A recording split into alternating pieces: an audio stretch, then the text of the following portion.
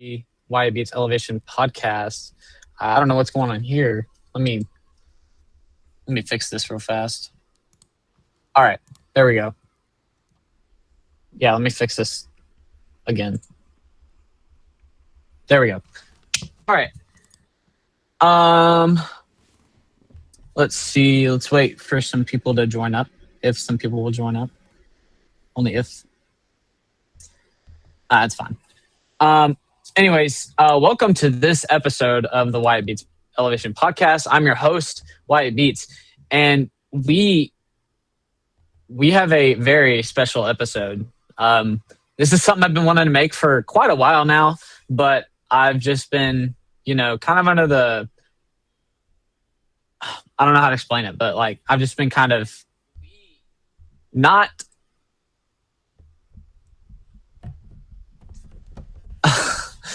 I've I've not been feeling like inspired enough to make this, but here we are. Again, I will welcome you to the Elevation podcast. So this is again a very special episode because we have members from the Corvin Guckenberg team. Let me get them up real fast. Well, that's great. All right, so here's our team members from CGM. First and foremost, we have Corbin, who is the main founder of the design team. So, how did you start this design team, and like, what are your intentions to do with it in the future? Hello, I'm Corbin. Thank you for introducing me. I'm the owner of Of Corbin course. Gutenberg Music Designs. Um, so I was introduced to the marching arts in 22. Um, but I'm gonna start with before that. The way my music career actually started, I was a violin player. My mom got me into. I was playing the violin, and my brother actually started with the drums. But Uh, what do you know? That actually turned out the complete opposite. I ended up hating playing the violin, and my brother hated playing the drums. We did a switchy oh wow. switch.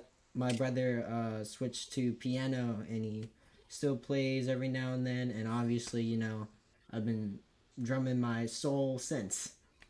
So Yeah. now once again, I was introduced to the marching arts in 22, and my sophomore year, right? That's when my mind started to open up on not only marching band, right, but the design process. The creative design process that it takes to get a show out there. And I also at the time had a plan to march drum corps, and I fortunately did so for 2025 uh, for the Raiders Drum and Bugle Corps located in Trenton, New Jersey. And since then, I've been meeting a lot of new people, and some of these people that I've met, I've actually invited to the group, and I'm very, extremely happy that they are willing to be a part of the team and uh, help us overall create some music for marching band ensembles all over the country to do. Yeah. So where are you wanting this to go in the future as in means of design? Yeah. So, you mean like where I see the group, or what I want to do with the group, like for the conquering years? Yeah. So there, so obviously, right? Any owner would want to get their group up there, and that is low key the goal, right? We obviously have some competitors that we are trying to, get better, but like be better than. But obviously, that'll take some time. Um, but the overall goal for this isn't just to do that, right? The number one priority is to give band directors out there an opportunity to get their shows done uh, in a good, efficient manner, right? And we do that through collaboration. I mean, you're one. Unfortunately, no matter how you think of it, one person would not. Well, you could, but it wouldn't be as efficient as if one person were to design an entire show. So yeah, this was I see in this design team what we have right now. We are probably planning to have more members, but as of now, we have a really stacked team. And Yeah, yeah, the goal is to get up there, continue helping programs, and yeah, just provide them with the opportunities that they deserve. I will agree with that. And for those of you who don't know, I am actually on this team as a percussion designer and a sound designer most recently, because I figured out how to use Mainstage. So let's talk a bit about the design process. So how do you design a marching band show? uh, so obviously there's a lot of planning that happens in a for a marching band show, right? But to me, there's specifically three factors of making one, right? Number one, music design. It is the backbone. Without music, you simply cannot have a show, right? Um, but the other two are as important. Number two is visual design. That's your choreography. That's your band visuals. All of that. Your props, right? That's all goes into GE, general effect, and you have to make sure that you have show designers that can uh, provide you the resources in order to score high on that as well. And then lastly, sound design. Yes. A new thing that has popped up in the marching band genre, but currently it is one of the factors that can seriously influence a marching band show. And we are, in fact, using that and implementing it into shows uh, to enhance the overall productions. Yeah, I will agree. Sound design has gone so far in the marching arts world. Um, so now let's move a bit to the brass design side of it. So mainly Keller here, he does some of the brass work. So Keller, why don't you tell us who you are, what you do, and why you joined CGM? Um, yeah, sure. Hi, I'm Keller. I am a sophomore music composition student at my college. And I write winds and brass for CGM. Yeah. So how did you get into the marching arts, much less also designing? So, I don't even remember. I think it was like sometime around when COVID started. My mom sent me like an Instagram reel of I think it was like Blue Coats 2014 and the pitch bend, and I was like, "What Mm, the heck is this?" Like I had done marching band, or well, no, I hadn't, but I was about to go into marching band. That was my freshman year, but then COVID happened, so I didn't get to. But that, yeah. Um, so yeah, I saw that Blue Coats video, and I was like, "What the heck is this?" Like, this looks like marching band, but like, where's the yeah. Olympians at? Oh, I forgot to mention. My primary instrument is bass clarinet and clarinet, but I also play baritone, euphonium, trombone. Yeah, that He plays there's a everything. list. No, I don't. Unfortunately, not yet. Um, He writes everything, so I'll tell you that. If there's one person in this group who could make a full design marching band show by themselves, it would be the Keller Gauge. yeah, well, thank you. Yeah. But yeah, I saw this Blue Coats video, and like I had to look up what it was, so I did a little bit of research, and found this little thing called drum corps. I'm pretty sure we all know about it. But like around 22, 23, like I was like, why is there not any drum corps in Idaho? Like that's kind of buns, like honestly. Yeah. But I'm lucky enough to have a newer upstart group, the Boise Gems, that started in 2023. They ran their first season, which I was not a part of because I had a different conference that summer that I couldn't skip for whatever reason. But I marched baritone in 24 and 25, and I'm going back for 26. And yeah, I'm really grateful for that. It's given me a lot of experience in that side of the marching arts, and yeah. Yeah. Well, I definitely appreciate it. One question I do have for you is, so since you design like brass and woodwinds, what is the quote unquote secret sauce, as it's described, to making a small band sound like a pretty big band? Okay. I have two things. So one thing is you don't want to use super long connected phrases, just because of the sheer amount of people that you have is going to be less. So the length of travel or whatever you call it that they can make it without having to breathe as a group is shorter. Like they don't have anybody else to hide behind because there's there's like four trumpets or whatever. Right. So you got to make do. And for those of you that don't know what like stagger breathing and stuff is, that is when like you were holding a note and like say you have like two people, like if you have a long note, one person breathes on one beat while the other person holds, and then the other person breathes when the first person isn't breathing. So it makes a continuous noise, if that makes any sense. So is staggered breathing like possible in these small groups, or do you just design the phrases shorter, as you said, and just roll with it? Usually I tend to just go shorter phrases, but it really does depend on the group. And that leads into my second thing, which is know your ensemble, like know your group, know their strengths, know their weaknesses, know what they can and can't do.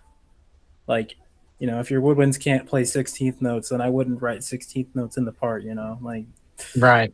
just common sense stuff like that. And like if you get into the nitty gritty, like you can basically get the basics of each instrument and kind of be like, oh yeah, that line is kind of hard. Like maybe I shouldn't write that. Which, yeah. One thing, this will probably be your last question, but I'll probably go around and ask everybody this. So what? Wow, my mind just went blank. So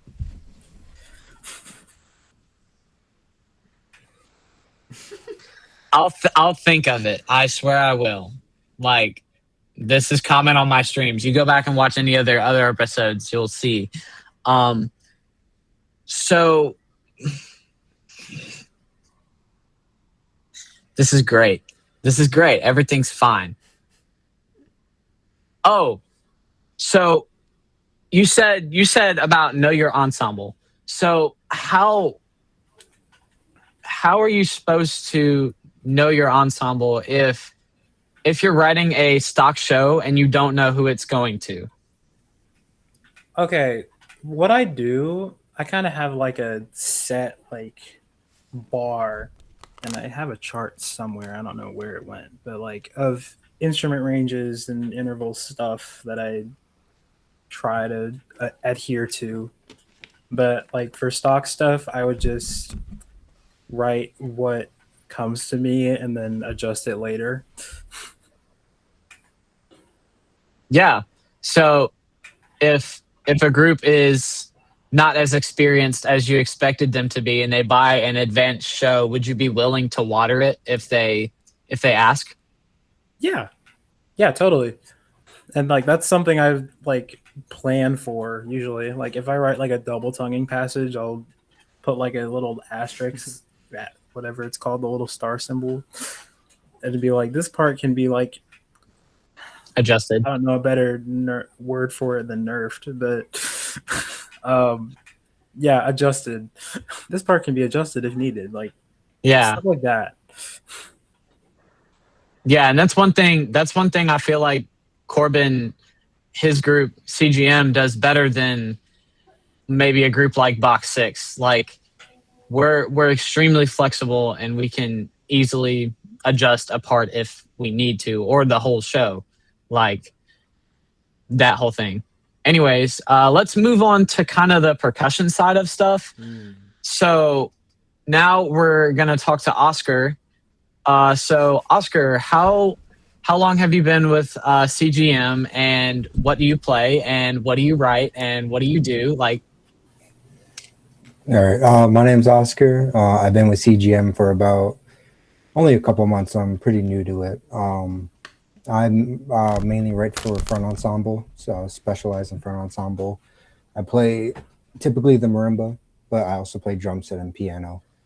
Um, I got into marching band. It was, I think, I was in seventh grade, and I didn't like marching band at first. I thought it was stupid, just because I was, a little kid. But my sister was a drum major, and they needed prop kids, and my dad kind of forced me into it, and so I did that for 2 years, and then I decided to join the band because one of my best friends, he was in it. He was like 2 years older than me.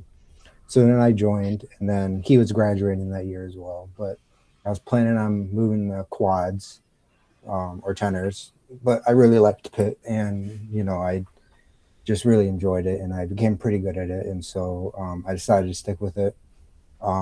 I marched with Motor City Percussion in Michigan open class group in 2024. Um, we unfortunately didn't make it to finals. We were the cutoff to finals, sadly. oh man, Because of this one judge, Craig C. All the judges gave us, I'm gonna call him out.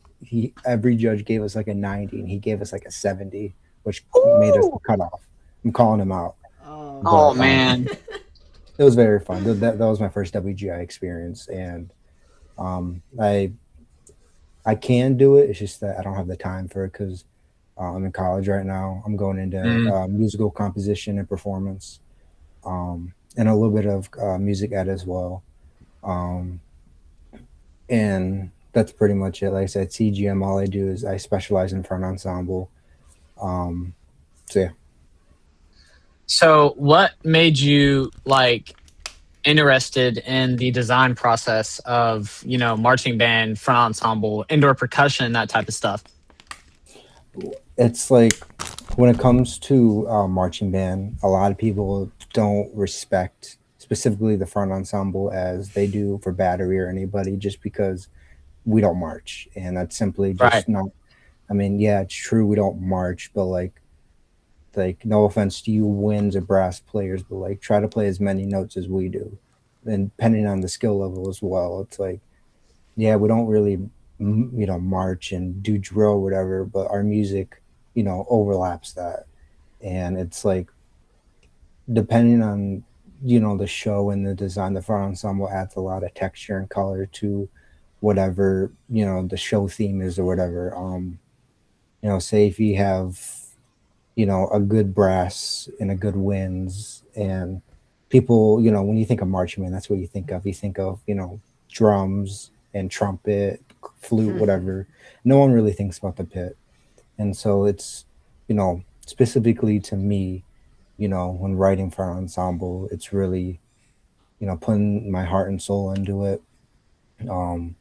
It's just front ensemble is my favorite thing, and I just wish, universally, front ensemble had a little bit more respect as like the drum line does, because everybody knows the drum line. They keep the beat of the whole band or whatever, and front ensemble is just kind of there. But no, it's just when it comes to front ensemble, in my opinion, front ensemble is all about original composition, because there are some writers out there that kind of just copy and paste wind parts or brass parts, which is fine in some points. But when it comes to a good actual front ensemble, it's all about arranging and original composition and everything. Right. And I definitely agree with that. The drum line definitely has too much respect, and the front ensemble doesn't get enough. So how how wow, my mind just went blank again. But that's fine. Thank you, Oscar, for that, because Yep. everybody needs some front ensemble front ensemble respect in their lives. I think everybody does. Anyways, let's move on. Pierre, what do you do at CGM, and how did you get into the marching arts and all that bunch of stuff? At CGM, I do cymbals. I like work with the battery, consult on like what levels for the music, if it's like fitting the group of the students that it's being written for, stuff like that. Just checking over parts. If there's any cymbal questions or like really weird general percussion questions, I can usually answer those. And what got me into music, I started in like back in like fourth grade playing drums. I joined choir, got into theater, did all of those. Marching percussion, I started my freshman year of high school on bass drum, bass one. Then I moved to snare. Just finished out my senior year season. I started marching the summer of my junior year at Raiders Drum and Bugle Corps with Corbin on cymbals, and that cymbals just basically became my entire thing. They're like they're half of my personality at this point. But yeah, that's basically how it happened for me. Wow. So how so you have the battery, and then you have this whole other idea of cymbals. So do you think that the battery, do you think that this is a bit of a controversial question that some people might agree with, some people might disagree with, but do you think cymbals should be a part of everybody's battery? That's a really deep question. Depends, because a lot of the time, a cymbal line is it adds a ton, but also if your band has 5 people in the battery, you're not gonna want a cymbal line. It's not gonna help you. But if you can afford a cymbal line, have a cymbal line. They're insanely good with GE. Especially for indoor, a cymbal line peaks the GE so much. That plus the visual ensemble, easy half the GE. Just all of the visuals, especially on the East Coast, but also the West Coast. West Coast giving prop to West Coast for that one. They do have some pretty cool visuals over there. But the visuals, easy. A lot of people, that's the part that they remember. Rhythm X, MCM, all of those guys. And a lot of it is really new. Like we were talking about sound design a while back. Cymbals, a lot of the new visuals and stuff like that just got invented in the past 3 years. There's a thing on cymbals called pad straps. You only bust one out, where they strap the pad to the cymbal so that you can go into the pad instead of going into the strap. It makes it easier to juggle them and toss them around and still play notes. That was invented in 23, 22 at Redline. So lots of new stuff's happening in the cymbal world. But yeah, my personal opinion, if you can get a cymbal line, great. Especially for indoor, cymbal lines are amazing. Outdoor, it depends on the situation, but I think a cymbal line always has a place in a marching band. So I'm going to ask another question that goes just immediately against the question I just asked. So, why would you want a cymbal line when the front ensemble can do most of that stuff for you? Another controversial one. Just because you can. It's an educational experience. The visuals are a big one.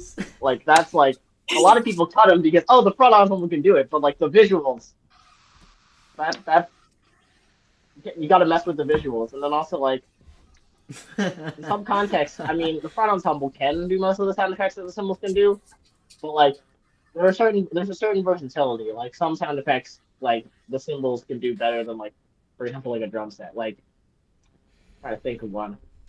So basically, what you're saying is the cymbals, they specialize in cymbals, so they can they can do stuff better than maybe a rack player could. Yeah, definitely. I Also, definitely more agree. bodies on the field for like an indoor show. That's like very useful. Like it's just you have more opportunities if you have more people. Yeah, I do agree with that one. So speaking of that, well, actually, I'll do my spiel first, and then we'll save the best for last. But so I I specialize in drumline design at CGM. I work closely with like Oscar and Pierre um, with the whole drumline side of things. Me and Oscar are actually writing an indoor show right now. I'm not giving you the name. You thought I would. Um, but we're working on an indoor show, and I think it's turning out like really good. We're working on it with Johnny as well, which is another. You know, I don't know what he does. He does a lot of stuff. He wears a lot of shoes. So Um, Johnny is actually, unfortunately, he could not be here with us. He is currently at a camp with the Gold Drum and Bugle Corps. So kudos to him. He's at a camp, putting the grind up, and yeah. that is just so awesome to hear. So y'all know me. I'm Wyatt Vermillion, aka Wyatt Beats. You know, aka I own this channel, so y'all know me. Um, I I haven't shared this with the Wyatt Beats family yet, but I am marching at Grind City Indoor Percussion for their inaugural season in 2026.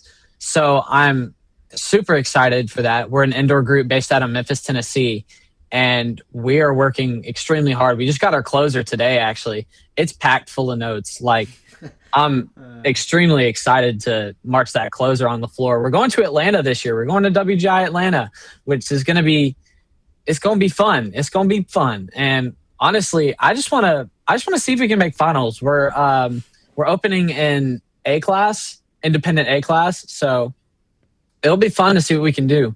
But that closer, like we have open class drill. That's all I'm going to say. But like mostly we're pretty good, but back to Corbin, back to CGM. So again, I focus on the drumline design side of things. I'm a huge fan of like Santa Clara Vanguard, Paul Rennick, those bunch of people. I'm a huge fan of all of them. Everybody in this chat knows, like, because I talk about them constantly. Yeah. But and y'all know that too, because I'm just a huge stickler for like music, and I'm going to ask a question that anybody could answer. Corbin's probably going to take it though. I know him.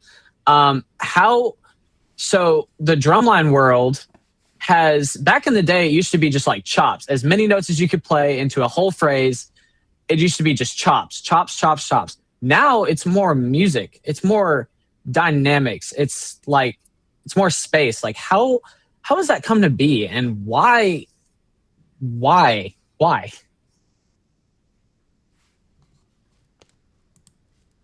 Would anyone like to take this, or am I going to? Because I would happily be able to answer this. You can take it. You can take it. So now I'm gonna be talking in a psychological standpoint, right? Obviously, this generation, it has obviously been a little different compared to the previous ones, and one of them is work ethic. Unfortunately, that's just the truth, and I believe that is actually one of the major reasons why that has actually happened. But in a different standpoint, it's basically everything is becoming more modern. Like there's a trend that's so perfect right there, right? There's a lot of trends. When a trend's happening, everyone seems to do it. Boom, it's a thing to do. And I think that's pretty much basically what happened, right? Like, you talked about how drumline did just straight chops now. Well, now that no one really wants to hear that, right? the drum line is the backbone of the entire ensemble. They're the ones that give the tempo, um, and as mean as it does sound, I feel like our generation does have something to do with that for sure. Work ethic just is starting to go down the drain, and unfortunately, that is also happening with bands. So yeah, that's low key the two reasons on why I believe that has been happening. Yeah, I definitely agree with you. But one thing I will say is, like, again, nobody wants to hear just ba ba ba ba ba. Nobody wants to hear that anymore. Yeah. But back in the day, that was cool to hear. Yes, Like, yes, it was very. cool to hear the cadets. It is. It was cool to hear the cadets Yes. playing 12-inch rolls. Yes, like, it was awesome. cool. It is awesome to see that literally now, like back in like. And once again, we already talked about this before. Before they had sound effects, all sound design, all this visual stuff. The visual was in the marching. They were running across the field left and right, doing some insane drill. So, yeah. And now the drill is just getting easier nowadays, I feel like. Yeah. But, like, I mean, and also with the generations moving, the judges will also keep moving. So, like, they'll just keep getting passed down to generations, if y'all are seeing what I'm seeing. So, like, it'll just be getting lazier and lazier. And I feel like the drum corps is just going to go, like, but I really hope it does stay up. I mean, because it's going to stay up because it is the elite level of the marching art. So it's obviously going to stay at an elite level compared to high schools, but it's going to be very interesting to see how the trends change here and there. Like cymbals is one of them. Like, well, let's see what section is going to pop up out of nowhere. It might be an oboe or something. I don't know. Right. Woodwind sections for DCI, baby. Let's get it. Exactly. That might be a thing. We'll see. I am completely joking. Please do not put woodwind sections into DCI. Please, no. The recent rule of woodwind solos, like, that's new. Like, that is very new. Okay, that is fine. If they start adding sections, then no, absolutely not. Like, what's the point? Yeah. I mean, that's a different conversation. You can. Yeah. So, like, again, like, musicality has been huge over these, like, last few years. And, like, especially I'll dive into, like, BOA, for example. Like, BOA doesn't have a percussion judge, which makes me extremely mad. Excuse me. It makes me like, I don't know. It just triggers some sort of anger in me that BOA doesn't have a percussion judge. And it's a very controversial thing, but that's mostly where some of the musicality came from. I will say that our generation is declining, and, like, we're getting lazier and lazier. Mm-hmm. Also, another thing is, most of those BOA judges, most of the music BOA judges are former band directors. And, like, they don't like drumline. They don't. If they could, they would get them off the field. Like, that's how much they hate drumline. And never mind. I'm not going to say that on public. Okay. All right. I'll tell y'all later what I was going to say. Just remind me. But, like, most of those DCI, or not DCI, wow, BOA judges are former band directors, and they just don't like drumline at all. And it doesn't help that BOA doesn't have a percussion judge. Yeah. But let's move into Corbin's next point of marching band design, and that's visual design. So we have Allison here, who's going to tell us about visual design and color guide choreography and all that mumbo jumbo. So tell us how you came to CGM and how you got introduced to marching arts and all that. Alrighty. Well, hi, my name is Allison. I am the I'm hired on as the color guard choreographer. Just getting out of a really big writing block. Honestly, it's been so bad for the past couple months. I've been on here for. Wait, when did you invite me? It was sometime last semester. That's all I remember. It was It was like 3-4 months ago. Yeah. I like tried to forget that last semester didn't have like that even happened. But I am a sophomore in college at Loyola University New Orleans. I major in music therapy, but I also I have a psych minor. I also play clarinet and guitar. Clarinet's like my primary instrument at Loyola. Yeah. um, but I mainly focus in color guard. I am going on to my 7th year being a color guard member. I have been introduced to the marching arts back when I was in middle school. I was going into 6th grade, and I had an older brother who did, like, he always did percussion, and he joined the drum line at our local high school, which Corbin and I did go to high school together. Oh, cool. Yeah. I don't like my high school. LOL. But I remember like going to see his band camp performances, and like at the end we would have a showcase, and I remember seeing the girls on the field that had the flags and the white rifles, and that fascinated me so much that I started practicing for color guard to audition once I got into high school. So, Oh, wow.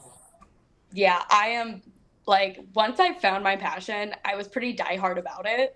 Um, I still have videos of me in middle school doing my grinder toss wrong with the opposite hand. Oh, It was so bad.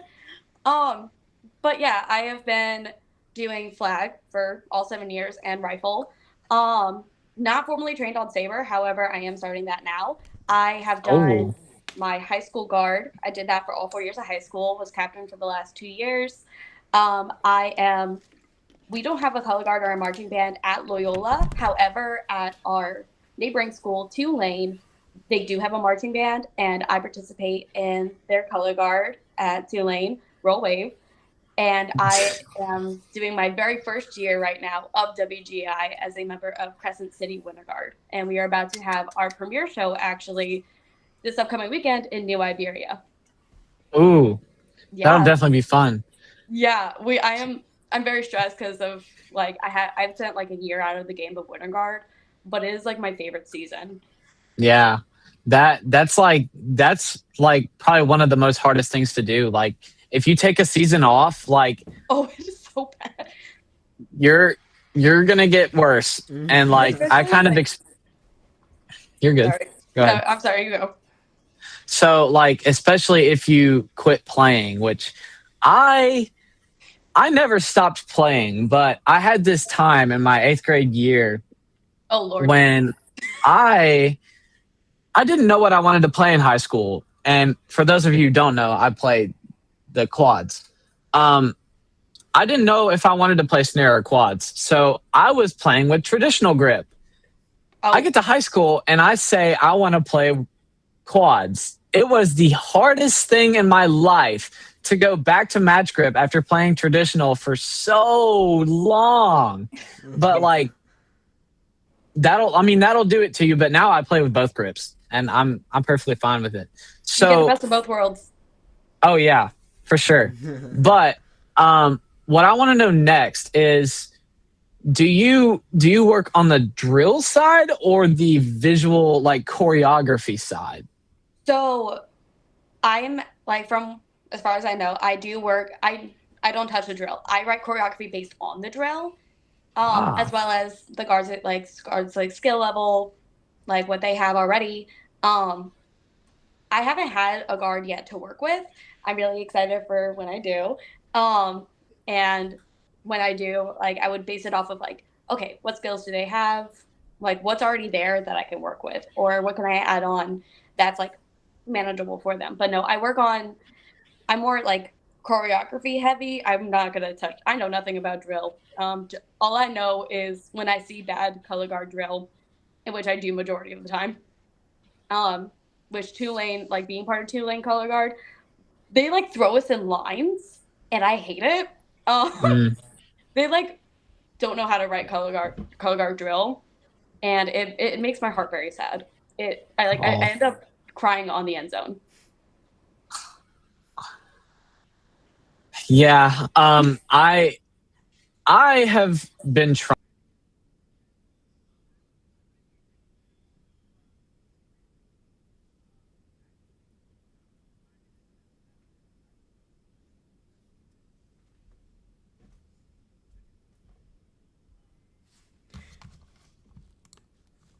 Honestly, you can probably show it now. You can probably show it now if you could.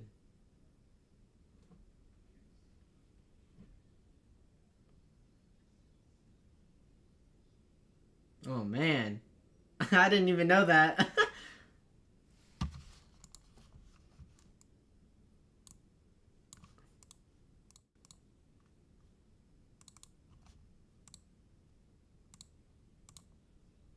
The color guard at the school, they have an indoor as well, and the text of the indoor asked me to come by actually this Wednesday at like 6 and help like get timing down and everything, because they got the choreo, but I'm helping with drill and time and everything. So I forgot to mention that. That's good. We were talking about color Yay! guard, so That's good. Yeah, so the drill program is not wanting to work right now. So sorry. fine. I'll show That's y'all. okay. I'll show y'all after though, for sure. Yeah. So like, how does writing? I'm actually curious of this. Like, how is writing? How do you write color guard stuff? Like, do you show it to them or do you write it down? Like, how do you remember it and how do you show it to them? So it's different for everyone. For me personally, I prefer to come in prepared because I am also a very anxious little thing. And if I don't come in prepared, I'm just gonna panic on the Right. spot, and I'm gonna think, "Wow, I look really unprofessional to this team when I'm supposed to be a professional." So I will like cut out like 3 hours at some point in the week, and I go to my school's gym. And am I allowed to I just kind of like mess around on whatever equipment, and I'm playing the music over and over again. Sometimes I put on different music with the same vibe so that I can like get better ideas and like feel more inspiration. Because also listening to the same thing over and over again will drive me up the wall sometimes. Because all I'm gonna do again is drive myself crazy. You would So love for- designing. You would love designing marching band shows. Then Oh, great! Yay! we like. There's some times where I'm just writing a chunk and I'm like, I need to hear it again. I need to hear it again. I need to hear it again. Like something sounds wrong in here, but I don't know what it is. That was Y'all me who write last year with music Tulane. understand. I'm not even going to talk about that. There's so much with Tulane that just like drives me up the wall. But if like I haven't like I know I never like have bothered y'all in the chat about it because I didn't want to do that to y'all. But there are so many days because we practice Monday, Wednesday, Friday, and they drive me up the walls. I'm like, you won't believe like the stuff that goes on over there. Anyways, not here to talk bad about them. They're great, but like from a guard perspective, things do drive me up the wall. But yeah, when it comes to choreographing, I will prepare it prior and then try to come in prepared. If things need to be changed slightly on the spot, that's fine. I always try to come in with backups. I could prepare it back up on the spot. That's okay. Most like there are guard instructors though that will come in, they'll write choreography on the spot, and it looks really good. I do not think I possess that skill, and am working on it. I am currently working on improv. It is also a major part of my career, so improv will be coming in. Yeah. So next up in Corbin's 3 points are sound design. And so me and him will kind of lead this sector of the podcast because I recently discovered, well, I didn't discover it. It's been out for a while, but main stage is huge in the marching arts program, and like it has changed the course of marching band. Like if you search up main stage on YouTube, chances are you're gonna get like churches using main stage, but like I mean everybody uses it. I mean if you have a synth, you're probably using main stage. But what I do want to know is how has main stage changed the course for marching arts and it's just shifted it into a whole nother direction. So, as I said previously, the main factors that back then that they used to focus on was visual design and music design, right? But immediately when sound effects hit the hit the design of what marching band is now starting to get into, once again, it was just a matter of trends. Like someone saw that and said, "Oh man, that's cool. I want to implement that to my marching band show." And they kept doing that until it just started spreading all across the country. And now the only thing that like makes the difference between a show and another show is honestly if it has sound design now, because um like music design and visual design is very hard to you know integrate within each other, and then not only that, make it, but to enhance it even more, sound design is one of the most important things you can implement into a show. I definitely agree with that. And like recently, like it's I mean extremely recent. Like we've just now started using main stage with our shows Yes, and all yes, of us have noticed a huge change in just like how it sounds. yes. Cuz there I don't know if you all know, but like if you make a main stage patch with just the regular main stage instruments, you're only scratching the surface of what you can make in that program. Because there's a ton of plugins that you can put in there. Actually, it's like I looked at my stores the other day and there was 86 gigabytes of just main stage stuff, which is insane. Like you can try and make some stuff in MuseScore. You can try and make some stuff in GarageBand. You can try and make some stuff in Ableton, but it doesn't compare to what Mainstage has to offer. Because like, if you make it in Mainstage and you write it with Mainstage, you can just give the file to the kids and they can play it with Mainstage, which I think is really freaking cool. Because like, it's not a matter of like when we write it that like we have to worry about getting the synth sound that we want out of the synth that the school has. Like when we would use the MuseScore sounds, like those, like it wasn't 100% if we were going to get the sound that we wanted. But with Mainstage, you can just pinpoint it down to like the most accurate point that you can go to, and you can like this key to this key, I want a sub bass, or this key to this key, I want a pad. Like it's just so easy. Yes. When you get the hang of Mainstage, just give the file to the kids and they can play Yes. with the sound effects that you design with, Yes. which is a huge, huge add-on to the marching band community and just the design process in general.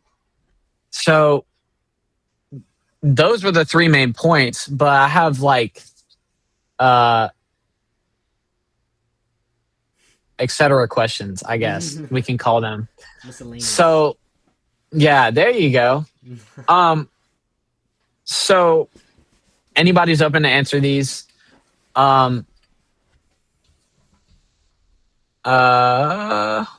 Anyways, so how we may have already talked about this, I don't know, but how does the process of designing a marching band show go? So Let's revisit that again if we did talk about it. So once again, three main points: uh, music design, visual design, and sound design.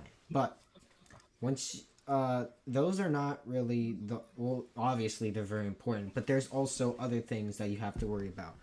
Um, for example, visual design. Once again, visual design choreography, right, is extremely amazing. overall, the music is there, and with visual design, it allows you to completely tell your story, right? But one main factor that we also have to make sure that we implement while doing this visual design, prop design, safety. There are so many accidents that happen, especially in rehearsals, and that is one factor that you need to make sure you are aware of as a band director, because there have been some devastating stories which I'm not going to get into. I'm pretty sure you can all agree with this. Like there has to be something that My freshman year, I fell with my quads on. all right, so yes. So we have Chinese to make fell sure on I I pushed have too a, many. I accidentally pushed a prop into someone at gyms. That was not fun. so I like got I ran said over by a mausoleum. I chipped my tooth last year. so like I said, we I have to almost make tripped at sure Indy. that we oh sorry. Wait, go ahead, Pierre. I almost tripped at Indy during the ballot. Oh, Oh no, at DCI finals is crazy. But anyway, as I was saying, so that's another thing with visual design. All right, do not make like hard. Oh, go ahead, Allison. Go ahead.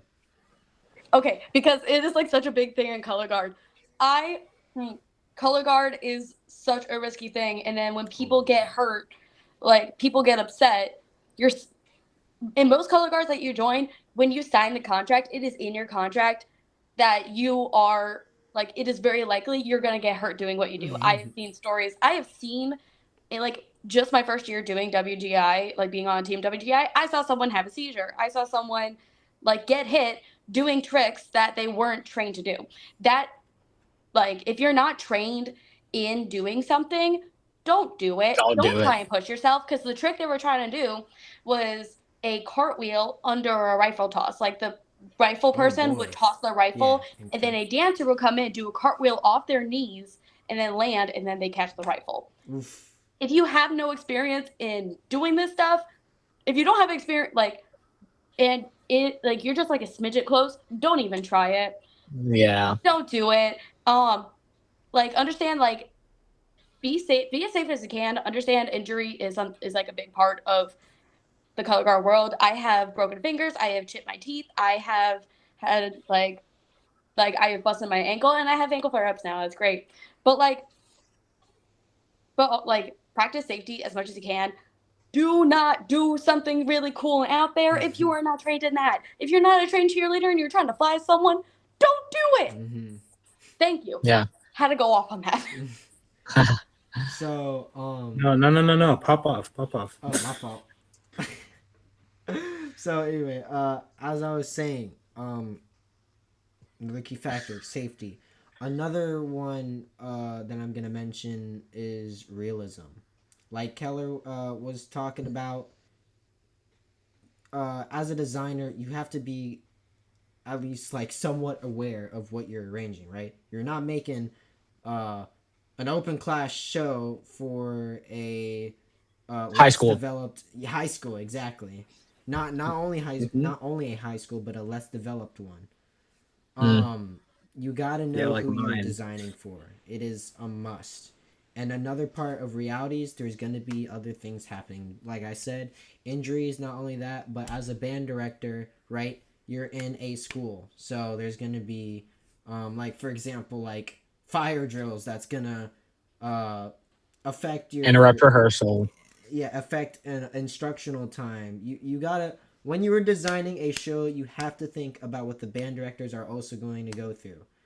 If you're developing, if you're making a show for a well-developed band, then you must know that there's probably a lot of staff there. They probably manage their time really well. But for a less developed band, they probably only have like a director that's literally doing everything. So you have to make sure that you get the correct information to make sure that you make a well-developed show for your client. One of the last things I'm about to get into, which I'm not gonna hold you, do not come after us. We kind of struggle with a little bit. Copyright. There is a lot of laws that we have to follow in order to legally not only sell a show but perform it. There's so much stuff that goes with copyright whenever you're literally just performing copyright stuff, when you're arranging with it, right? Because it is a very important thing that you need to make sure that you are legally doing everything correct.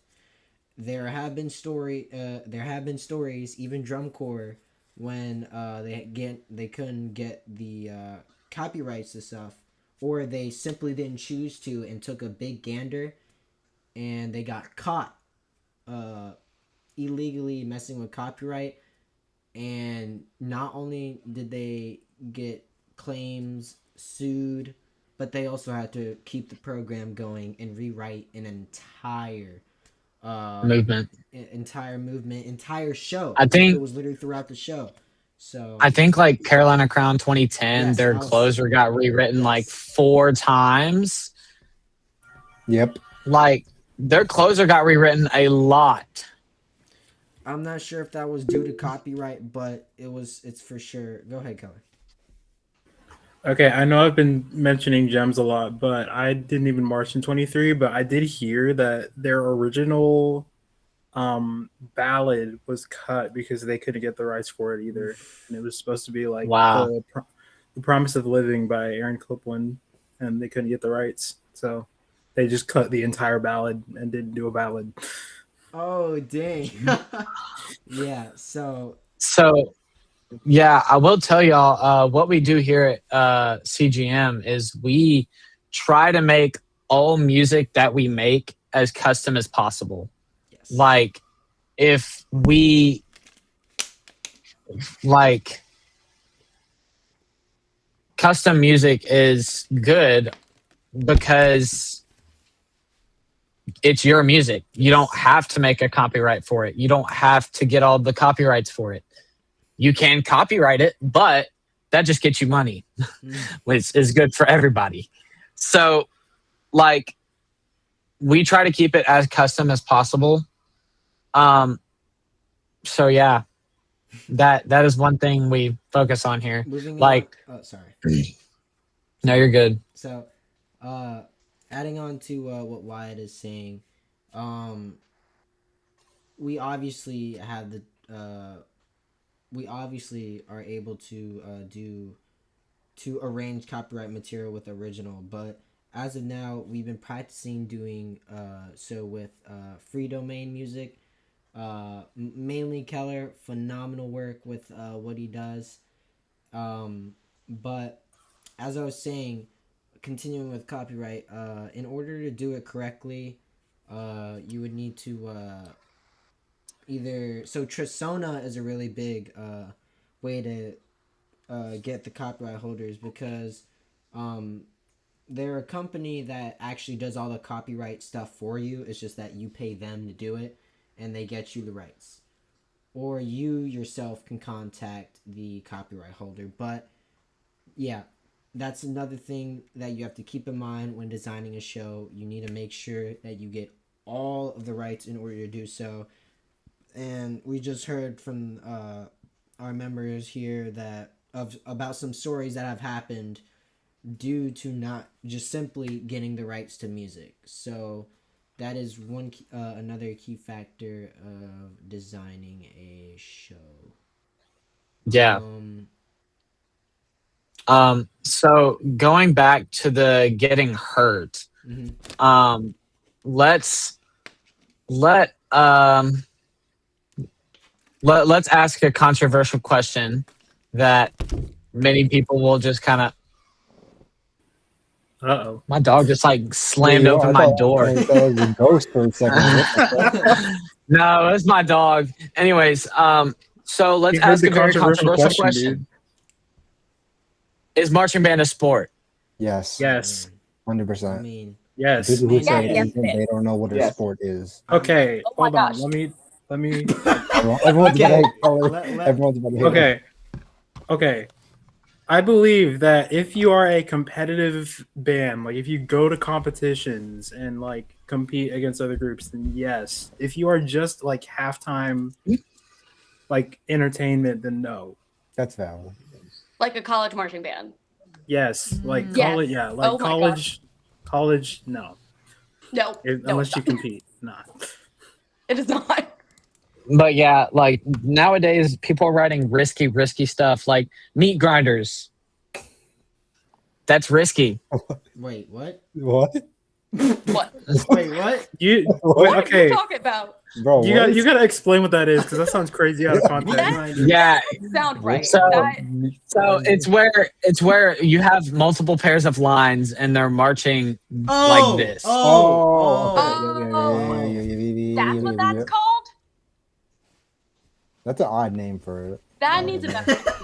I should know. We that, call bro. them- Oh, We okay. call them dosey dos. I don't know why they call them meat grinders. We call those dosey dos. Yeah. Who Yeah, invented it's kind of like Dosey a dos dosey do, is but it's a kind of box. I It's would, like- Yeah. I would, it's a I would Dosey-Do, but it's a call, box. I would call meat grinders bad drill design where performers just go through each other. That's what I. Yeah, unless that's you're what the I call meat Cavaliers, grinders. you're not doing That's that. a good one.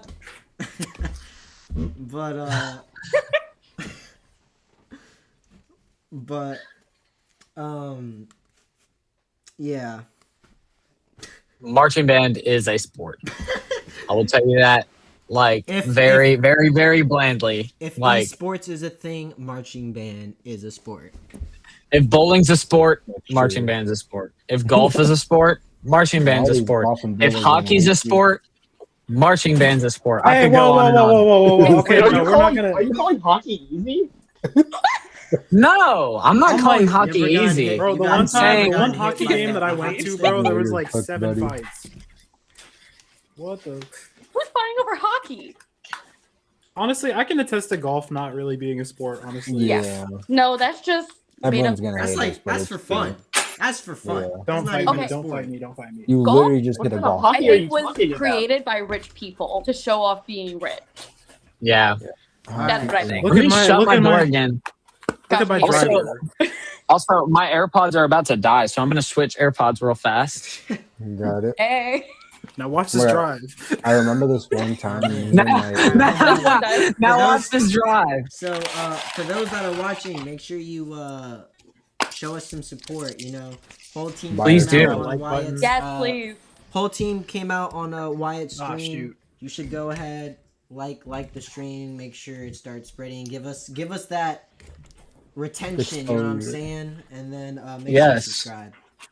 You want to know where our program goes because we may be small now, but trust the goal is to get up there. So we will slowly but surely begin. You know. We are, I used to say, gonna climb the ladder. I might be able to get us another client. Maybe. You should. Maybe. We'll see. Y'all, actually, we could probably get in touch with Tulane Marching Band. Like, we could see what we could do with that.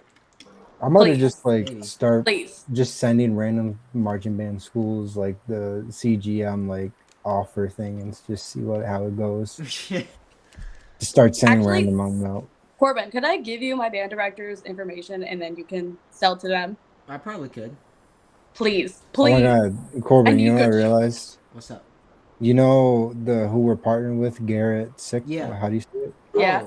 Oh, They do the design for my school. nice. They do the design for a bunch of the schools in Michigan. Yep, he does. He does. Yep. Yeah, I realized that the other day. I have was to like, connect this pair of AirPods because it. Yeah, dude, and we partnered with him. That's awesome, isn't it? Yeah. Oh my god, I remember this one time. Me and my assistant. It was at band camp. This was kind of our fault, but the show required chimes, like the giant chimes, Mhm. and the front arranger wasn't specific. It was supposed to be a synth patch for it. So we actually brought giant chimes, and me and my assistant band director thought we were strong enough. We had to load it onto a trailer and drive it to it was at band camp, so the rehearsal site, and we tried to man. get it down in ourselves, and the wheel was really old. The wheel it like snapped, and it was halfway down already, and it fell on me. It fell on my shoulder, and Ooh. I like fell on the ground, and like 5 band dads came over running and grabbed it. I was out for the rest. I think I did. Dude, that's another thing we got to talk about. Shout out to the band parents, Oh bro. yes. 100%. Oh my gosh. Thank you. Yes, here. Pierre, what do you got? So there's a hill leading down to the football field at my high school, and we're carrying man. the stuff up afterwards. And we had like we have 2 duo tribes like that. And my one friend, he was carrying it like he was pushing up the hill, whereas like parallel to him. So his Mm. head just straight up went like it slipped on a rock Ooh. and his head went right through them. Ooh. It was like out of it was crazy. It was like out of a cartoon. Ooh. It I was remember. wild. I remember this one time. Yeah. Our show was entitled Burlesque. It was Tim Burton, Danny Elfman kind of show, and our props were mausoleums.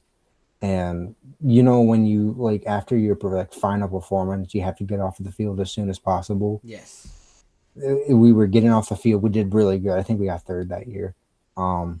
And where we do our finals, it's at Ford Field where the Detroit Lions Oh, I play. heard that field is slippery.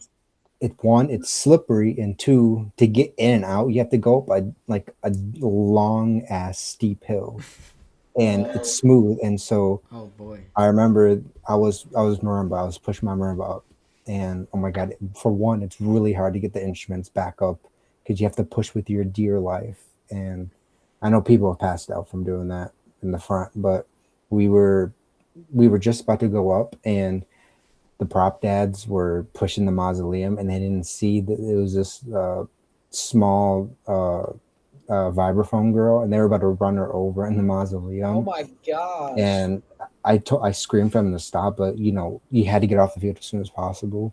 And so I literally I risked my life. I jumped in front of the mausoleum. It hit my Achilles tendon and everything, and it was really bad. Man.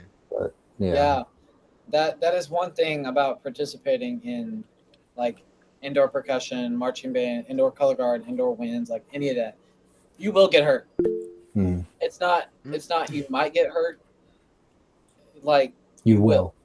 What Keller, what's up? All right, so 1 year of high school, and it's actually on my profile picture. Well, it's not. This was that show, but so our show that year was it was called Rosie, and it was about World War II, women in the workforce, because Rosie the That's Riveter quite is the topic. Yeah. I know it wasn't the greatest show I've ever done, but it was all right. Hey, our Anyway, show next year is so called I one Pledge show- Allegiance. Okay, Take that as one you show was particularly windy, and we had these backdrops that were tarps with Oh man. pictures on them.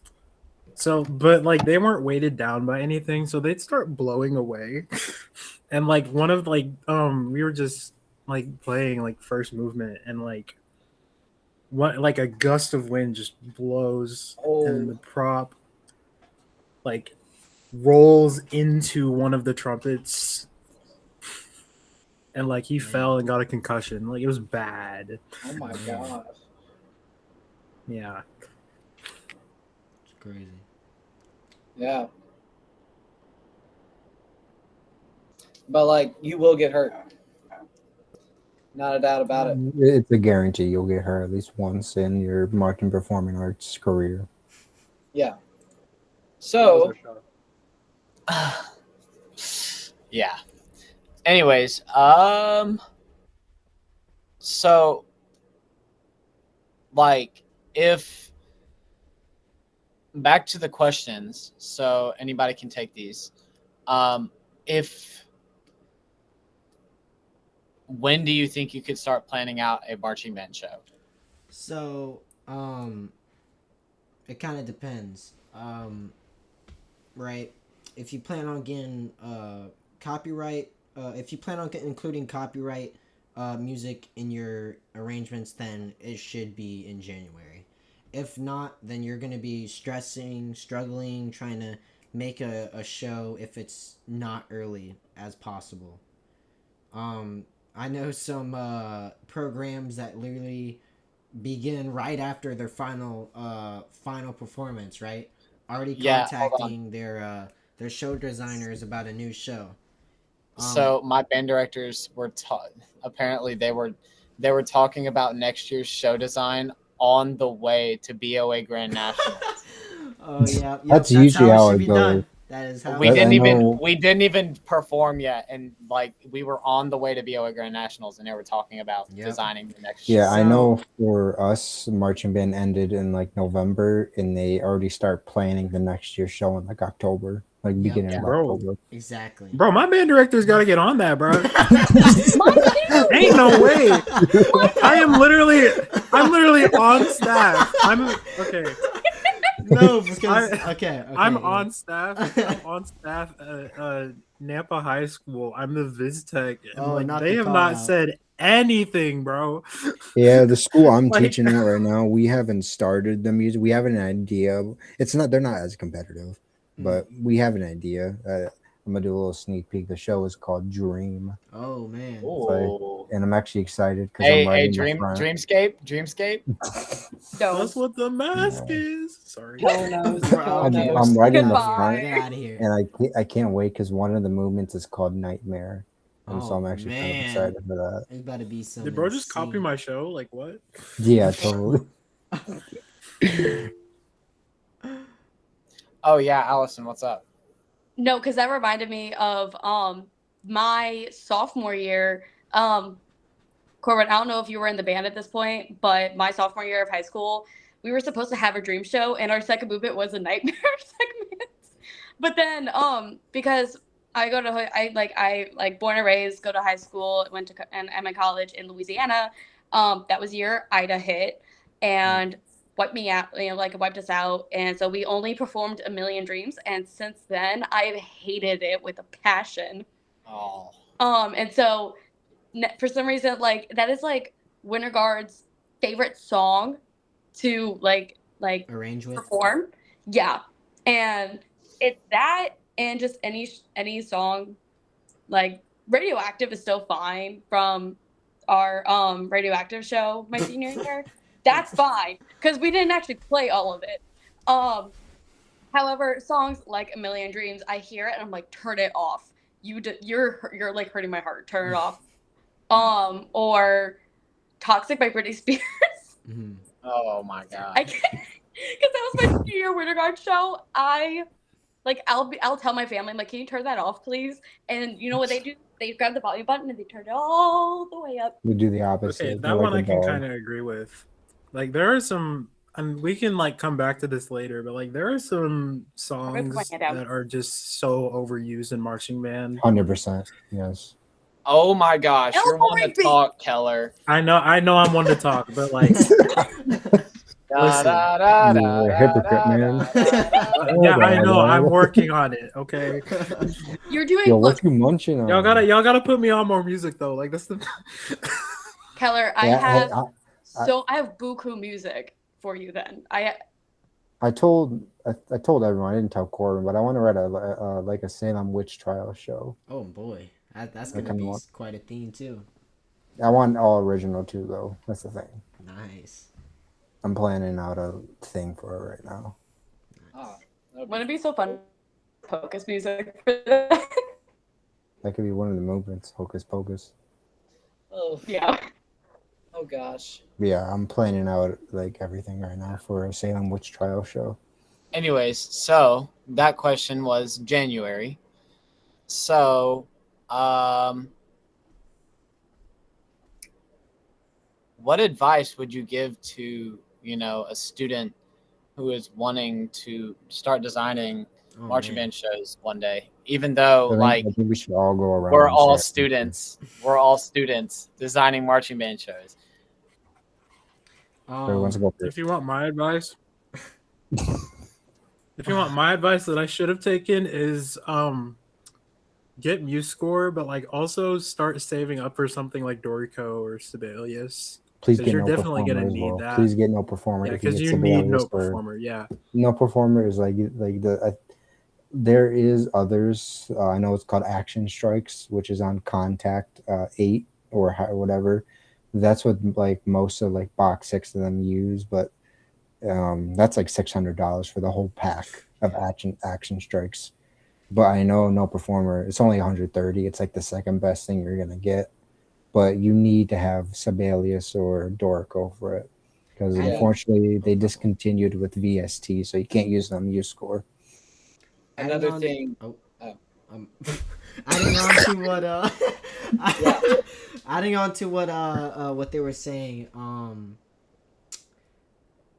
Let's first start off with this, right?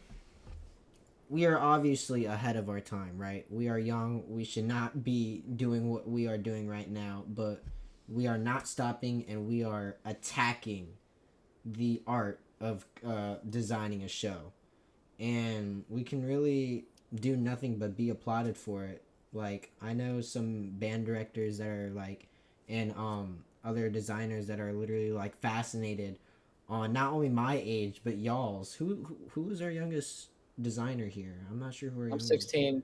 Who? I'm 16. Oh yeah, you for I know sure. I know I'm You're one of the 16? older Oh my people gosh. here. Yeah. Y'all are making me feel old. Oh Yeah, I know I'm one of the like older people here. Like, no, Wait, 19. how old are you? Me? Yeah. I'm almost 20. Oh, Oh my gosh. Wait, am I the oldest one here? you are, I How think. old are you? I turned 20 in like 2 weeks. 21 soon. Oh, yeah. And if you're born in the 1900s, you're a fossil. I'm just saying I'm that. an old body. I'm just saying that. Well, okay. Yeah, but Anyway, respect your elders. Anyway, as I was saying, but let's just say that we all started from somewhere, right? We all yeah. started from somewhere. Basics, just like marching band, it starts with basics. You gotta learn music theory. You gotta learn. You gotta be aware of who you're writing for. All these basics of designing a show, and you're not just like any other thing in life. You're not immediately always gonna get it first try. Right. It will take effort. It will take time, constant practice, constant listening. Like recently in our communications, I recently discovered that I'm not the only one that just straight up blasts my music everywhere I go. Like, Keller does that, Oscar does that, Wyatt does that. I didn't know that. I thought I was just weird I and blast like our mu- very I picky. blast our Dude, my music very- when we get in the car. family is so annoyed with me, bro. Like, Like, I thought I was just like abnormal and just so picky about what I write that I just constantly look for stuff that I can change, things that I can prove. Oh man, I did really good at this. But it all starts somewhere, and you need to be passionate. Just like anything, if you're passionate about it, I mean, you should go do it. And Yeah. my fault. No, you're good. So I will tell y'all where I started from. So I started, doing drumline because I was like very interested in like marching band, and I was interested in the quads.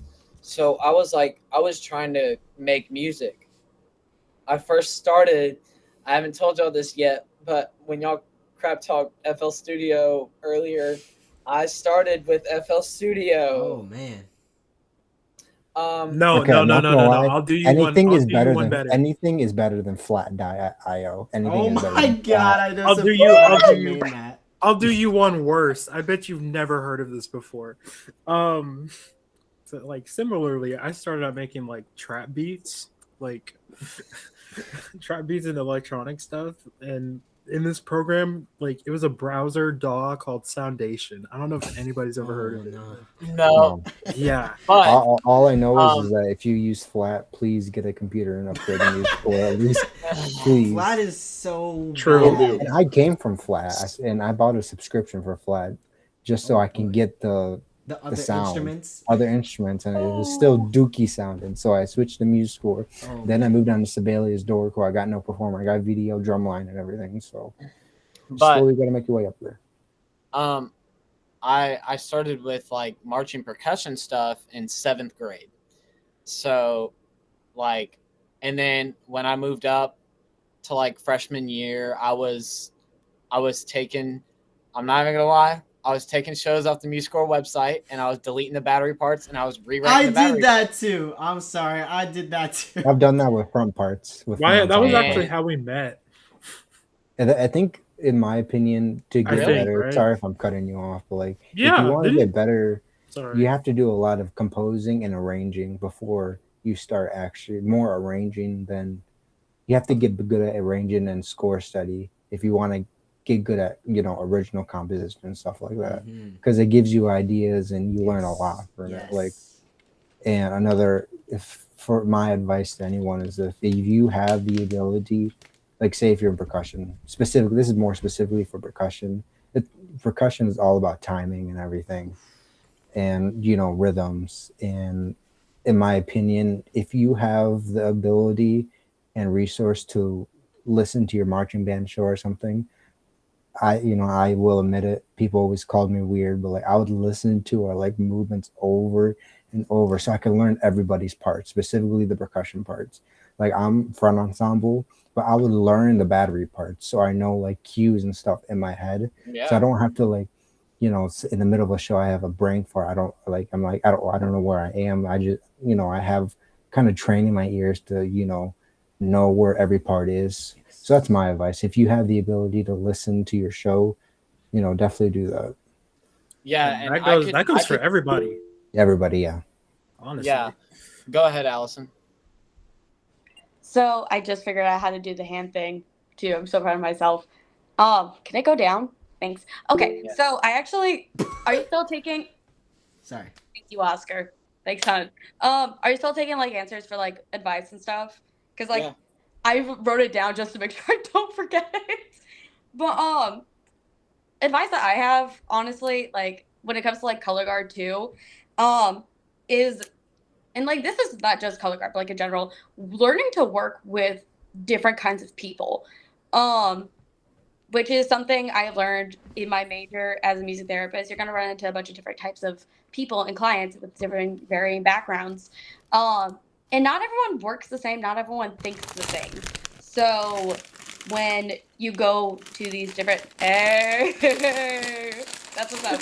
So when you go to work with these different people and these different students, it's important to know that like some of them learn differently. They process the choreography and the music differently.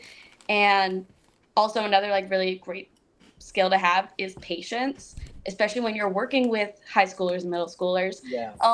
To have patience because not all of them are going to get it right off the bat. Also advocacy. Because like advocacy for your field, especially because marching band and percussion and color guard and woodwinds are pretty niche. It is so important to make sure you know how to advocate for what you are doing to others.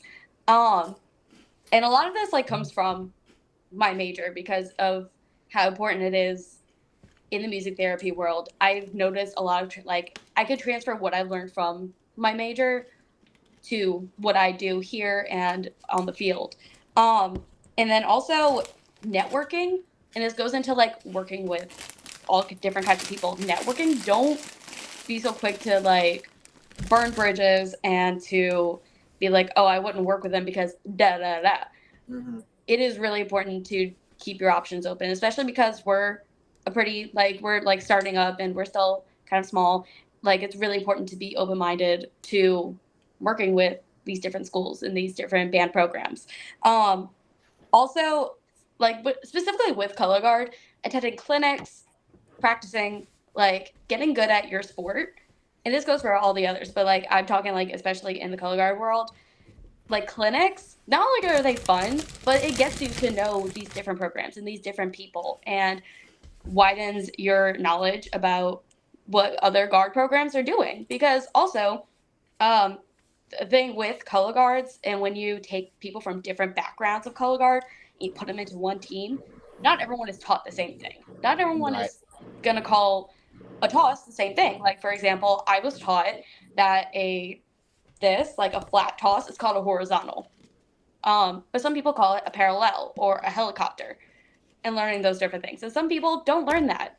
And you have to kind of start from scratch with that. And then also, really, really important, and something I still am learning myself, progress is not a linear thing. You're going to run into these writing blocks. You're going to run into people that are difficult to work with, and you're going to lose patience. And it's you're gonna wonder sometimes, oh my gosh, why the hell am I doing this? Like You're gonna get mad at yourself. you're gonna get at Very. yourself, others, you're gonna think you've lost your mind for doing this, and you're gonna feel like, wow, I've really hit a wall. I'm not doing that well. You're doing well. Progress just isn't gonna be constantly up. It's this.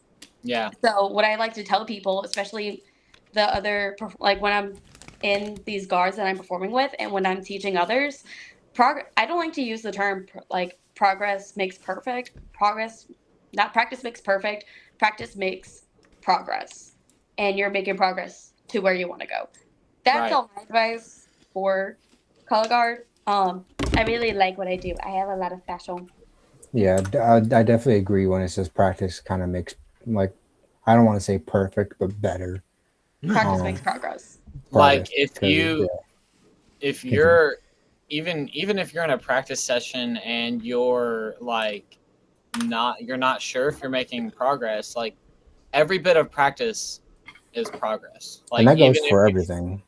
Oh, if yeah. you feel like you don't like, as I said, we just got our closer today. I started looking at it, and my thought behind it was, okay, I'm gonna sight read it through like just maybe a few times, and then I'm gonna sleep on it. Still my plan. I'm gonna sleep on it, and that's another piece of advice that I have. If you're practicing and you just can't seem to get something, sleep on it. Definitely. It is one of the, and if you don't know what I mean when I say sleep on it, go to sleep. Oscar. Like Mhm. make it the last thing you do when you go to sleep. Wake up and then do it. Yo, Oscar, Because I know you're not over there saying, don't sleep. What are you talking about? Bro, okay, don't call me out like that. Yeah, bro. Do not call me. Okay, I'm okay, bro. When okay, it now comes that to- I when know it comes that, to I know he practice, can work bro. at any hour of the day. Got it. Oh, I actually can, but no, I do agree with that. When it comes to sleeping on it, because that's what my text did a lot. Like, Yeah. there's two types of styles you can do when teaching basically anything. It's like you can either take it really, really slow and get it to, basically perfect, or you kind of rush through it and then sleep on it. Because that's what happened to me. I think my senior year, we got our part two, and he wanted to play the part two that same day. Good God. Or no, the next day. And it was triplets, permutations at like 180. And our techs were freaking out. And the marimba tech, he said, all right, it's marimba camp time. And he took us and we learned our part two in like an hour. Wow. And yeah, we just learned it in an hour. We slept on it and it was basically fine after that. So sleeping on it does definitely help a lot. Yeah. And I will say, if you're looking to upgrade like your system and you're looking into designing, get a Mac. Get a Mac. Period. Get a Mac. Because there's just like Macs are made for 1 second, Keller. Macs are made for creative workflows. They're made for creative stuff, music included. So get a Mac if you're looking to. It was the best upgrade I ever made, definitely. But go ahead, Keller. That was quite literally what I was about to say. Macs are for creatives, I think. Like the arts, Like photo editing, video editing, music editing. It is. Like maybe not video editing because storage, but very true. I do it all the time. I just have a separate hard drive. But yeah, it's literally the industry standard. Of course, you don't need one, right? If you're just now starting and you have a Windows computer or another computer, it doesn't It'll work take. fine. Yeah, it will work completely fine. But when you're starting to get serious, then yeah, you should most definitely start making your upgrades. Definitely upgrade.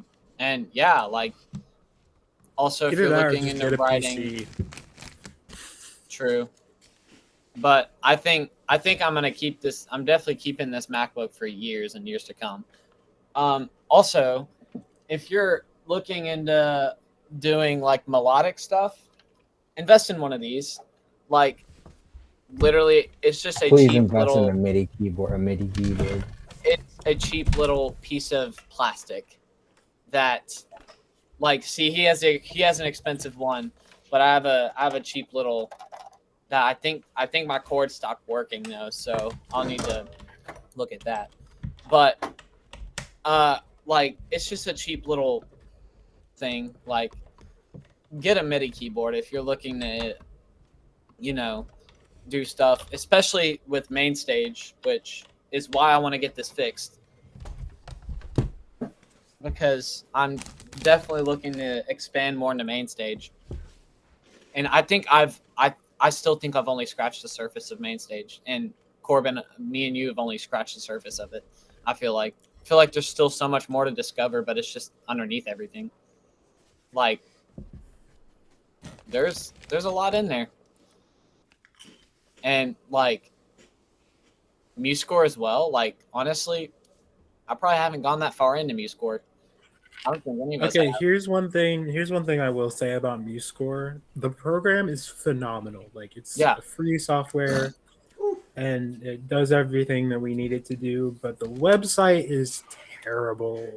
Let's get that out of, like, I don't even care Yeah. anymore. Like, the website and the people that run it are not the greatest. Like, Are you talking it about feels- MuseScore.com or MuseScore.org? Yes, They're cut. Com. the MuseScore website. Cut them. They're cut. Yeah, they are Like, not. Like, If it you're feels writing like stuff, yeah, feels go like a ahead. scam. Like, If you're writing like, the stuff post through you can- MuseScore, like, get if this makes sense. If you're writing stuff for a group through MuseScore, don't post it on the MuseScore website for the students. Literally export the MP3s, export the files, export the MCSZ or MSCZ if you have to, and that's the file type for MuseScore if you didn't know. Like, I like- only exported this stuff onto the website that I'm not gonna use, like, ever. Like, I more so made it as like a portfolio of just, hey, I can do this. Like, I've stolen your shows and rewritten the battery parts. yeah, I know. But yeah, Yo, I didn't know that. but yeah, I've uploaded some stuff to the MuseScore website, but like not anything I'm gonna use like with a group. But like, yeah, MuseScore is great. They've definitely done a lot of upgrades, but I think they're in need of another update. It's been a while since they've last updated.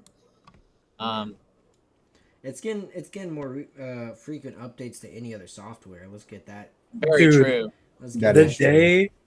The day that MuseScore adds note performer support, it's over. Like, Yes. it's cooked. Yes. Like, Everything is good. Oh, when was the last time Virtual Drumline 2.5 got updated? Like not like 7 years ago. Yeah, Maybe.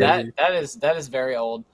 And the thing is, I'm- between while we're on the music- topic of drumline midis, why did they choose the Blue Devils for the Muse drumline? Like, Yeah, that's actually they that's got terrible. they got Ludwig drums out of two. okay, like- listen, I'm saying this as a not percussionist, so I like know nothing, but like I just know that they sound. if you bad. want to know something, I've compared MuseScore VDL and actual, because I have both VDL percussion and Muse VDL. The only difference is that Muse VDL has a more, I don't know what the word is, more like Reverb? powerful sound. So you have more reverb, 100%. That's the word I was looking for, Yeah. reverb. But it's just more stronger than normal, because like Also, the normal, at a lower What's it price called? too. yeah, it's Yeah. $30 compared to 200. What? It's actually 80, 90. They upped the price on it. Really? What VDL? Yeah, so VDL? yeah. I So got it let's- when it okay, was I 30. bought it when I did. Oh my I bought god! it when it was 30. Yeah, so let's talk I about bought that. for I bought it. 10. Well, we're talking about the whole pack, like Oh, the whole pack, virtual- yeah, 30. Yeah. Yeah. So I bought it for when it was $30. They Yeah, upped me the too. price on it. That's I looked crazy. at the Muse Hub and I was like when I was getting my friend onto on a MuseScore, I looked on the Muse Hub and I was like, yeah, you should get this virtual drumline thing. It's like $30. I get to it and it says $89.99, and I'm like, Bro, what? no, Muse Dang. free. I'm like, so I stole that. I stole that. Like, The moment Muse Score starts costing money, it's like because Oh, it's Yeah, always that's- staying yeah. free. I think I'm sure the developer said it's always the staying base free. program is always staying free. Yeah. The sounds like Which- will cost. am I able some. to? Okay, that's another point I wanted to bring up because I'm very versed in this. Like sound fonts and MIDIs, like these isn't stuff that you really need, to be perfectly honest. Like it really does just make it like seem more professional, if that makes any more sense. Yeah. I Am agree. I able to share? You my could use screen all real default MuseScore sounds and you could still have a great product. Very For true. sure. All it Honestly, takes- but Sorry. if you're using default MuseScore sounds, quick? Please just go back to spend a MuseScore little 3. money. Go Please back spend to a little MuseScore money. 3. Like, Hey, I share my listen, screen real what's quick? wrong with MuseScore 3, bro? I said go back to MuseScore 3. As in, like, I love their drumline sounds. am I able For to Asian, share my get them into screen real full. quick?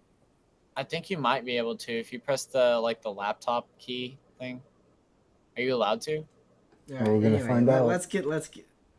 We've been here for about an hour and a half. So, Yeah. oh man. Oh We God, looking is this? here? Oh my See? God. Oh This is my flat. god. This is what I Flat? started on. This is what. Oh nah, bro. My gosh. What's here? Scarlet Death. There's no sound. I can't hear it. Can't hear it. You can't unmute someone else's presentation. What? Can you guys hear it? Dog, there's no sound. No, I hear Corbin's chewing though. Thank you.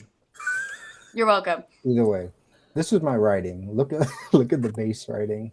See how bad it is. Oh my God, that's actually Bro, terrible. why is it off the Sorry. staff? I know. See, look at this. Look at the tenor. Oh my God, is that quads? Is that your quad Yeah. writing? It's quad. It's calculated. Bro, this hurts my brain. This is my very first writing. No. This was Oh when my- I think in like freshman year. See how bad it is. Oh, are we showing and telling? Okay, hold on. No. Well, we should show and tell after Later. it's over. After Yeah. this, Yeah, We should go towards the end of the episode. It's getting long. Yeah. I'll show you We guys can do that. after. But this is what I'm working on right now. It's a lot better than I used to do. Yeah. Okay. Oh yeah. is that a So spoiler? That's Let me see Like- that clarinet part. Let me see Door. that clarinet. I'll show you after. anyways, so yeah, it's honestly been great having y'all on. Like this is insane. Like I never thought I would start a podcast and just be like, so good at it. Yeah. We're getting you that so good at exposure. Yeah, not my Um, first time. They think you don't know ball. You know ball. Not my first time, unfortunately, but I know about that. yeah, I won't go into Oh, we've that. been yapping for an hour and 42 minutes. Hey, It's gonna take some good, though. serious editing and storage. Well, rip whoever is doing that, not me. I think it's time to wrap it up. anyways, yeah, like I said, it's been great having y'all on. Thank y'all so much for, just being here and join back in the Projects VC after this. So Yeah. we can leave the Google Meet. I'll wrap up the episode real fast and I'll be in there in a jiffy. All right. Sounds good. All right. Peace. Thank y'all so Peace much out. for being on. Yep. Peace out. Bye. Yeah, see y'all. Bye-bye. Bye. Bye. Oh, I didn't know why I was supposed to leave. All right, well, that was the podcast. Hope you guys enjoyed. It was a very fun time. So, all right.